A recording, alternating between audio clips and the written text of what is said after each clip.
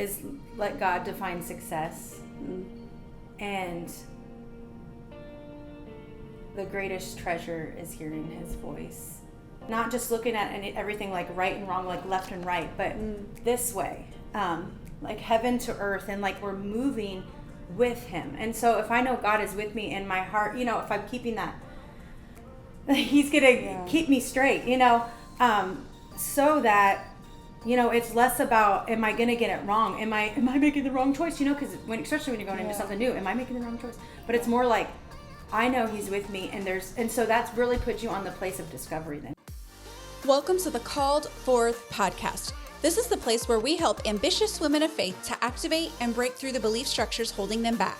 And this is your season of awakening and activation. Hello and welcome to this episode of the Called Forth podcast. Today I have Jade Lotzow on the episode. I'm so excited because we've done Fearless Conversations before, we've done recording before, but this is your first guest episode on my podcast. So thanks for agreeing to come on, and I'm so excited to start our conversation. Awesome. Well, thanks for having me. And that's what I was going to say, is this is taking me back to the days where we would do Fearless Conversation and you just show up. And so we're just showing up again. Yeah, definitely. Well, really, even what started me wanting this episode was I read a testimony where you kind of like laid out your life story in written form, and I was just so moved. And because we've known each other a long time, of course, I've known pieces of your story and I've known a lot of your story. But then when I saw it out in written form, I was like, Jade has been through a lot. And I'm like, this is just so powerful just to see what you've overcome and where you're at right now. And I just felt like I was moved. And if I'm moved, like I know the Call Forth audience would be moved. So I was just wondering if you could just kind of start off and tell us a little bit about your story, and then we can kind of dive into what I know God has brought forth from the things that you've walked through and like the lessons that you've learned along the way, and just let me kind of start and share. Well, yeah, it was really a healing process, even writing out my testimony, because it just kind of brought me back into not only what I've experienced, but the beauty, like the treasure that came out of it. And even going back and going through what looks like just those moments in your life that were hard was the treasure, I guess, that you get from it. And for me, that was like the voice of God and what he spoke to me, and a part of who he is became more a part of who I am, and receiving him and who he is. Mm-hmm. I remember one of the first, I would have lots of dreams when I first got saved. And one dream, I remember when I was taking down a snake, it was like kind of an action dream, I guess. But I remember someone saying, do you have the names of God? And what's interesting, even as I wrote out my testimony and just coming into those moments, it was just the names of like who God is. And I know he has so many different names, but when we get to know him in different parts of, I guess I realized that part of our broken hearts being filled are knowing who he is, and like those things becoming real and really becoming a tangible thing that fills those places of our broken heart. Mm-hmm. So how did you first come to know the Lord? Like, what was your salvation story in that sense? Yeah. So, well, I grew up in church, sort of like my grandmother would take me on Wednesdays. And so I was aware of Jesus, and I think it really did help me to know who I was praying to. I remember I would say the same like prayer every night, like when I was younger, like keep my family safe, healthy, and happy. And like that was pretty much my prayer life. But it's like I knew there was someone to pray to, and I knew of Jesus a little bit. But really it wasn't until, I would say, after my dad passed away, that desire had come back again to like maybe start going to church. But it wasn't until I encountered God, not just in church, but more personally. Like it wasn't like, oh, my relationship's only alive if I'm going to church. It was really just encountering like the love of God, and it not being like a let's go sit through a service, but it was when I had moved to Nashville, and really, I guess, a place where the Holy Spirit was really free to move. And it was during the song "In Christ Alone." And if you know that song, it's just beautifully written. It's really the gospel in a song, but One part of the song that really gripped my heart was when it would talk about no guilt in life, no fear in death. This is the power of Christ in me. That's one part. But it was when it was talking about scorned by the ones he came to save. And then the next verse is talking about basically those who killed him, but he really came to save them. And it was just this like realization of like, you know what, I was one of those. Like in my day, I might have crucified Christ, you know, but then the realization of like my sinful state but this holy God that like loves me is literally pursuing my heart in this moment, just colliding. And I've teared up in church before, but it was like, I just remember that moment. It was like, I could not hold back the tears. And at first I'm like, oh gosh, I'm gonna make a scene. But then it was like, whoa, this wave of like God's love and just meeting me where I was. It just, the floodgates were open and something just shift happened. I think I was just changed and I had the love of God, you know. So the things before were, it just was kind of like a lights on moment. Of course, there was a lot of things to flush out, but you know, sometimes you just have those moments where you know something happened. Right. And how old were you when this happened? I was 19 and I had just moved to Nashville to pursue a dream of being an artist, a country artist. Yeah. And I should have probably said this a little bit earlier, but you've had, you know, experience in the entertainment industry as a worship leader. Like God's very much given you this musical gift and obviously many gifts along the way. So could you maybe talk a little bit about that? Like, so you move to Nashville, you meet your husband, and you get married, right? Yep. And so were you 19 then when you met Aaron, or 20? Yes. I think, 19. Yep. Okay. Yeah. So it's funny because when, you know, I started going to church here and there after my dad passed away, but it was very like hit and miss. And I do remember a time in my life when I desired to, like there was a desire, like, okay, there's the right thing, but I never had like the strength or like the thing to like really stand temptation, I guess, if you will. But the reason why I'm saying this is because I just remember this time in my life where my desire to, like, I just really wanted to do something. I had such a desire for significance. And I think maybe it was partly some of the stuff I've experienced. You know, my mom and dad divorced when I was 3, but there was always like this disconnection in families. And my family's been through a lot of divorces. And so there's just been like not a sturdy foundation, shifting and changing. And even my first relationship I had, it was like just holding on to it for dear life, you know, because I didn't want to experience loss again. And being able to, I guess, let go and heal from that. And even just the experiences growing up and shifting new stepdads to brothers and, you know, you're my brother. Oh, no, you're not my brother. Like, how does that work? And there was a desire, like, I think finally after that relationship broke off, it was like for the first time, because I planned my life around him. I'm like, okay, when I graduate from high school, I'm going to go to your boyfriend. Yes. Okay. I'm going to move to Puerto Rico and just do nursing because that was the safe bet because I sort of had an interest. Mm-hmm. Well, after high school, you know, after the relationships broke off and then going into school, like I did a month of college and I actually did better than I thought I would. And I kind of was, you know, building confidence, but I'm like, this is not this. I have this desire, like at that time I was singing karaoke all the time. After my dad had passed away, actually that was the first time I had stage fright so bad. I remember trying out for solos and I'd be like, can I face back? Like, don't face the people, you know. Oh, really? And my voice would still shake and I hardly got any solos in school, but it was really, after my dad passed away, I was supposed to sing. He had gotten married just a few years before he passed away and I was supposed to sing a song, When You Say Nothing at All, an Alison Krauss song. I was supposed to sing it at his wedding and I chickened out.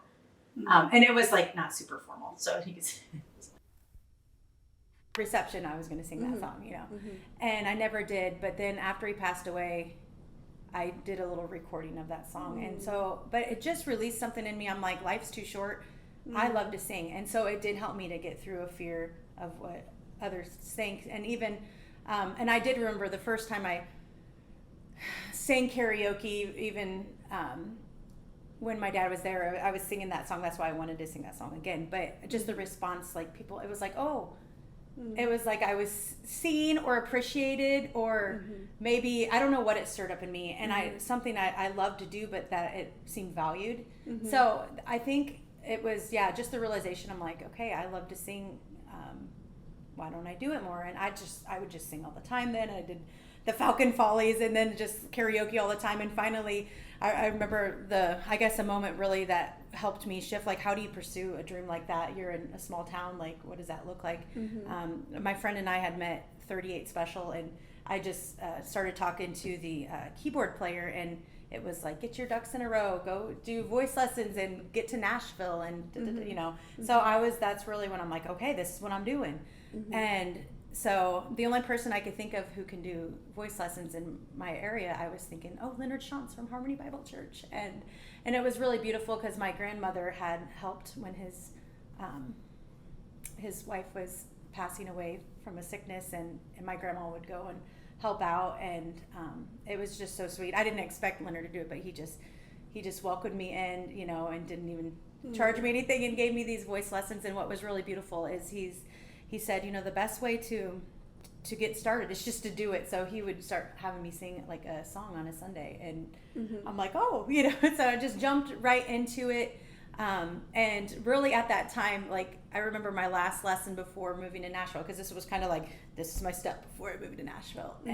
And the last lesson I had with him, he prayed with me and gave me all this Christian music. And of course me, I'm like, well, that's really nice of you, but I didn't say this out loud, but I'm thinking I'm going to be a country artist, like, this is nice, but he really sowed a seed, because little did I know, when I got to Nashville, the Holy Spirit would just, I had a total shift and awakening. And I when the love of God comes in your heart, it just really does come to a point of, like, I was faced with, like, am I going to continue things that tied me to my old life, or move me into the future? And so part of that was, there was a lot of music I would listen to that, like, were so entangled into my emotions that I would listen to it, and I felt like it was drawing me back to my,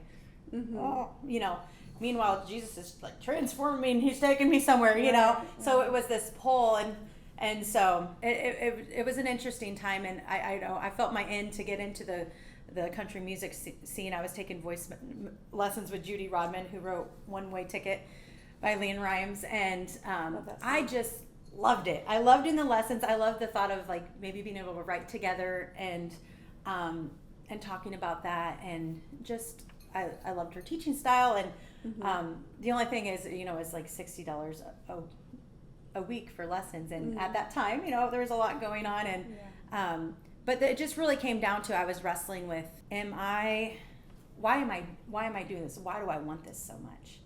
And a lot of it, and I remember even asking her, like, is it wrong to, like, want to be famous, or is it wrong to want to really want to make it? Or, like, my thought of successful, I was always a big, like, my thought is, if you're going to do it, like, do it all the way, go big or go home, And so but a part of it, one thing that I really took to heart that she said, it's like, it's about your motive, it's your motive. It's like, why do you want to do it? And so it got me thinking, and there was a lot of things wrapped up, and I wanted significance, but then I would think about, well, if I was successful and I want to do more good, there was a lot of good things wrapped up in there. Right. But I think my heart had so much to prove, I think, as well. But so that was a big day when I had quit lessons, and go everywhere. What stands out in what you shared is, like, sometimes we do have this big dream or this big goal, and we have this plan mapped out for how we think we're going to get there, but God, having our best interest at heart, just loves us so much at the core level that he heals us along the way, and sometimes allows us to go through this journey that feels like it's a zigzag, like here, but really it's the better journey, because if you just go from here to here, there's not always that healing that we need, but he allows the zigzags, and that journey and process he takes us on creates that healing, and in the end he gives us the better. Like, we think we know what we want, but he gives us the better in the end. So I love that you shared that, and it points back to even a deeper conversation that I know I've even had on my own, like, when I desire things, like, God, what's my deeper desire? Like, I think I want this, but what's really the underlying heart thing that I really need? And then sometimes in that searching, I realize, okay, this is I don't need that. I actually need you to heal me here because that's not going to fulfill. And so even in your story of, I noticed the conversation shifted when you were saying like you wanted to be in the music industry, but as Christ refined your heart, you saw this need for there to be even artistry where songs are told that are coming from like a positive place and not just all wrapped up in the garbage of Hollywood and the music industry, you know, that's glamorizing things that really aren't heart fulfilling. Like your desire was to present music that, you know, pointed people closer to God, or just even helped them to think on a more positive level. And I'm probably not wording that correctly, but maybe you can kind of speak to that too, because you saw like that dark side of the industry and what that did. Right. Well, it's interesting too, because I really feel, you know, without the encounter of God, I could have, who knows what I would have done to make it to the top, just because my heart, I was just like easily manipulate, you know, and not strong. My values, my core, and my resolve hadn't been developed. But what's fascinating, when you were talking about the zigzag of life, and I'm like, yeah, it's really interesting how, I'm thinking, you know, delight yourself in the Lord and he will give you the desires of your heart. And I think our desires can shift so many times, but it's interesting, like, if we keep that one thing constant, like, we can flush through, we can do something and experience something and then realize what our true desire was in it, and therefore it may shift and look something different. Yeah. So I'm thinking about even the time going, like when we went out on the cruise ship, this would have been our second time. Maybe to give context, it's funny because I had quit listening to secular music, and I'm like, all in with God. I was still all in with God, but then my husband had the idea, like, let's go work on a cruise ship. And I'm like, what, sing secular songs? What? You know? And as I've grown to the Lord, I'm realizing the line of the sacred and secular, like, he's worthy of it all, you know, and not to be so, like, religious about it. Mm-hmm. But there is a real separation time when you know your heart's entangled. Yeah. But we are called to go into, so that's that desire you said, like, what does that look like? This burning desire to, like, go and bring light where there's darkness. And to me, I saw a big problem with our entertainment industry. And it was like, I think I won't mention the artist, but I just saw this video that was up, and it was like literally they're welcoming spirits into their body where they perform, and I'm like, so much satanic stuff, and I'm like, and our kids just like are inundated. There's like real artists that are putting albums together and inviting witches and voodoo, like to send the demons of lust, like literally. That sounds crazy, but this is what's going on. And then it's inflammation, you know, it's just filtrating. Yeah. You know, so it just really broke my heart and kind of stirs up a righteous indignation. Like, no, you know.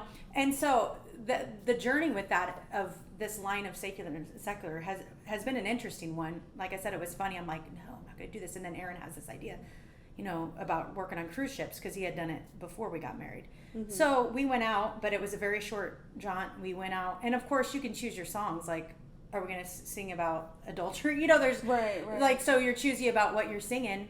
Just bring good music, you know, with decent messages. So what the desire that came out, why I was so drawn to songwriting, I think, was creating a message, the message behind songs, and what you're awakening, or how your words can impact a heart. So I think that's what I discovered in that journey. Because so we go out on the ship where we literally get fired, we get let go. Like, it was crazy because God opened the door in a supernatural way, and then we get out there. But really, we realize now, then we got repositioned to Burlington, and that's kind of interesting. Finally going into that assignment more clearly now. But going back, here we are, how many years later? Was it 8 years later? The Lord literally has us go back out on the cruise ship. Same one. Out of all the doors to open back up, because we had just had a word in some direction that we're not regressing, but there's greater gold to get out of it. So this was when we shifted out of full-time ministry, we went back on the cruise ship together. But this was interesting for me, because for that 8 years, I love to sing, but I would just worship God, and that's where I felt alive. That's where I felt peace and just the creativity and the presence of God, and just this, I loved it. Of course, I had more things I wanted to see happen, but just being in that, I love doing that. But when we went back on the ship, it was just, I'm a wife, I'm a mother, and Aaron's working the job this time around, and I'm not. And so I'm sitting there, just really, I was kind of sitting with like my purpose, and some of the stuff that began to stir at that time was songwriting. I would worship in my room, but write songs, and just really I was praying into like, what does it look like for the sacred and secular, and like, how do you show up in the entertainment mountain and like to make a difference? And so that's really where things begin to dig up of like, I still had that desire, like to be an artist, you know, and really what was important about it was the mission behind it, you know, so that was interesting. I mean, you sat with me when we did the Sal's interview, Sal Oliveri. Yeah. One of the two. It's an Italian name. We got it.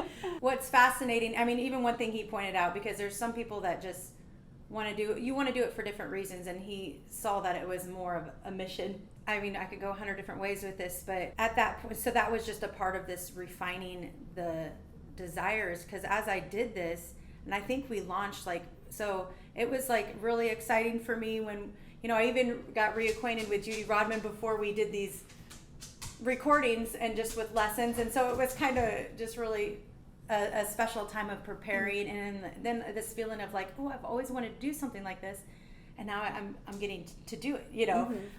And so recording, I think it was 2019, we recorded a song through Sal, and Sal just, you know, it was exciting because, you know, he had recorded Pink Love Me Anyways, and it wasn't just about name dropping, but it was the quality, and like I just always want to have like something radio quality, you know, just something quality to put out. And so that's where we recorded a song. But what was funny is, so we do all this, it's all this excitement of launching, and then we have in our hometown, the Capitol Theater, and it's like, yay, we're gonna launch our song first time, you know, and just feel like some excitement and momentum. We even did the little radio thing, and it was like so fun. But it was just interesting because not too long after that, you know, 2020 hits, and it was like going through this, it really, I mean, I guess it goes back to like, I'm still delighting myself in the Lord, and then he's giving me the desires of my heart, and I'm realizing that it may not look like how I thought it was going to look, you know.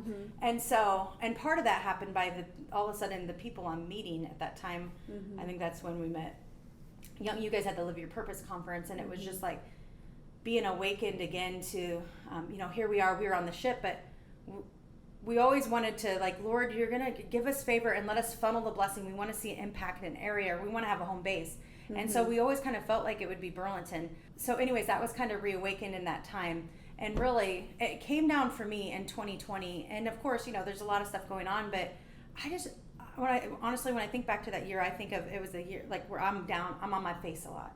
There was like, it was almost problems on all ends, you know, and it just like laying down, like if there's nothing, like what, okay, Lord, my whole heart to be a light into that would ultimately be, I want to lead people to you.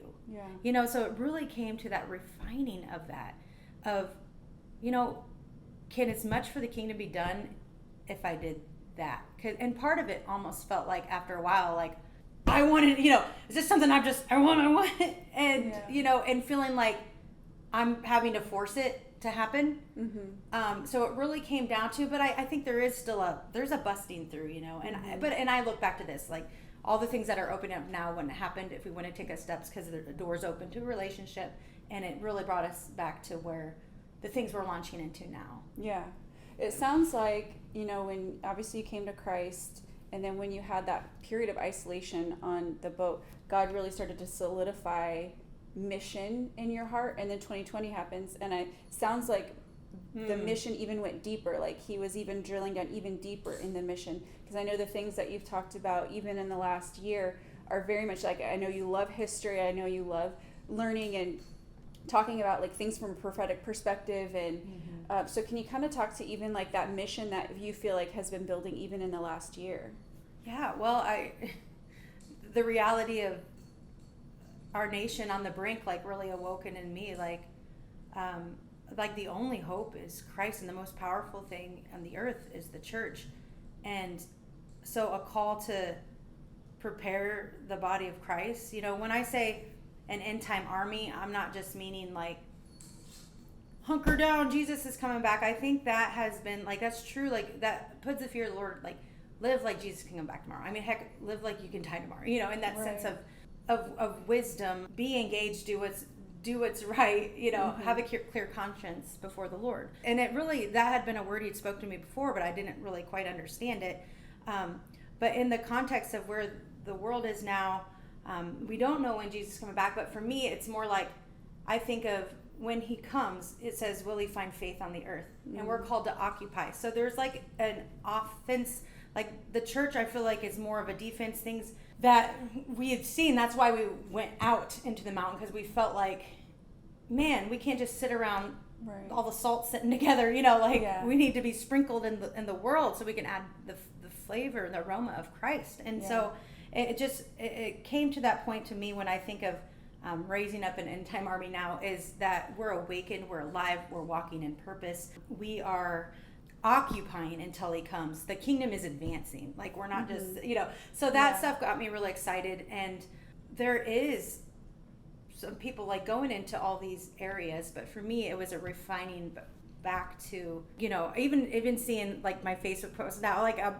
if I'm not speaking of Christ, like it's just become such a part of me now, and even that, it's just interesting, the process of getting to there where I'm openly sharing and I'm not afraid. But ultimately, I know, for a nation that's struggling so bad, it's like just Christ is the answer. And I feel like I've experienced that, and now any way I can just continue to walk out my purpose in that way, which just seems like an ever unfolding journey. But no, I love the passion through like which you speak, where God is just stirring and cultivating these things in your heart. And so if I just like think back from the very beginning of what you shared even to now, there's just been like this journey laced with just like inner healing and just bringing the better and bringing the good. And so if you think back on like, what are some of the highlighted themes that God's brought forth out of what I've walked through? Like, what would you say some of those highlighted themes would be? Is let God define success. And the greatest treasure is hearing his voice. So one of the questions I always like to ask people, especially towards the end, is what would you say to somebody who's struggling with, what do I do with the fact that I've had this original dream or vision for my life, but it's just not either unfolding the way that I thought that it would, or the struggle's making me second guess everything, or it's just a struggle, and what do I do with that, with the wrestling of where I always thought I would be at this point? Yeah, I think ultimately it's a matter of like, what's the greatest treasure? Where your treasure is, there your heart will be. And I know we want to put our heart in all of our work and create something and have success, but definitely let the Lord define success. And what's interesting, because when you said that, I was just seeing the picture of, when you're holding on to something so much, it's like when God has something, better behind his back. But also there's something about being free from the forcing. And really, I mean, if you're a born-again believer, we enter the rest of God. Like everything comes from the central treasure, like Jesus is center, and we like worship, and where our treasure is, there our heart will be also. So it's like trusting that, so we're not just gripping and getting our way there. And the beautiful part about that is, I think, also not being afraid. And this was one thing Jeff Allgood had said that stuck with me, because it was right before we went on the ship the second time, which was kind of scary a little bit, because we were just going from full-time ministry to going, it was a big change. But it was not just looking at everything like right and wrong, like left and right, but this way, like heaven to earth, and like we're moving with him. And so if I know God is with me in my heart, if I'm keeping that, he's gonna keep me straight, so that it's less about, am I gonna get it wrong, am I making the wrong choice, because especially when you're going into something new, am I making the wrong choice? But it's more like, I know he's with me, and so that's really put you on the place of discovery then. So that's how we're able to do these steps and do these things. But then ultimately you have to watch your heart, because your heart can shift, like I'm holding more onto this, it's just going back to that thing, and letting the success, like letting God, I guess, define success, because he does. It's more than we could think or imagine. Because I think even our greatest ideas, and I've always thought this and had this faith in the back of my mind, like, no matter how long it takes to get something, or no matter what I'm doing, like there's always a sense of when there's a destiny moment, when it's time, God can do something more in a day than it took you 10 years to do. So true. But if we're fully integrated, right? It's so everything is going to work out for good because we're building in the character, just everything we need to walk into what that is. Yeah, I love that. And so last question, what are you excited to talk about or live out in this season of life? Like what because I know that you are somebody that like dives deep in the word, and God's just revealing new things in you and just really revealing, I feel like, really impactful, just like life messages in what he's drawing out of, your time with him. So what is something like exciting that you love to talk about? Right now, I'm really passionate to see how our faith, our lives, our prayers literally manifesting, like literally becoming a person transformed, a family transformed, a city transformed. And so like regional breakthrough, because when a region's breakthrough, I imagine like on the state level, like how does that shift to state and then the nation? Like, so it's just the expanse of the realms of influence. And I've really been passionate just about Ephesians 3:10, that Paul would talk about. Now is the time for the church to display, to make known to the principalities and powers in the air the manifold wisdom of God. And so there's this desire in me to just dig in his word. And so even through my testimony, like I said, there's been this time through experience, like the word has been the guide, but there's also been like where God, you open the Bible and can hear from God. But then there are those moments where like you're here in your heart, you're hearing from him. And it's just those precious things. It just changes you. It changes you. And so I'm passionate about the individual getting that, because if everybody just realized the impact one person can have, because it all stems from there. And so even so that's really what I'm passionate right now, is the prophetic destinies, the words that have been spoken over region. Like literally we're breaking through, we're getting our promised land. And another scripture that's been talking to me a lot is in Isaiah, but it talks about, he says, I call you Hephzibah and your land Beulah, for my delight is in you and your land shall be married. So Hephzibah means my delight is in you, and Beulah means bride or married. And so that's that same desire of who God says he is, the goodness of God, like knowing him. And then but it makes a difference where we live. Mm-hmm. Like we will have tangible fruit. So it just encourages me that we're a covenant people and our land will reflect that. And if it means we stand firm until we see that shift, because fruitfulness will come and God will be glorified. Awesome. I love that we're ending on that. So thank you so much for tuning into this episode. I have to give a disclaimer.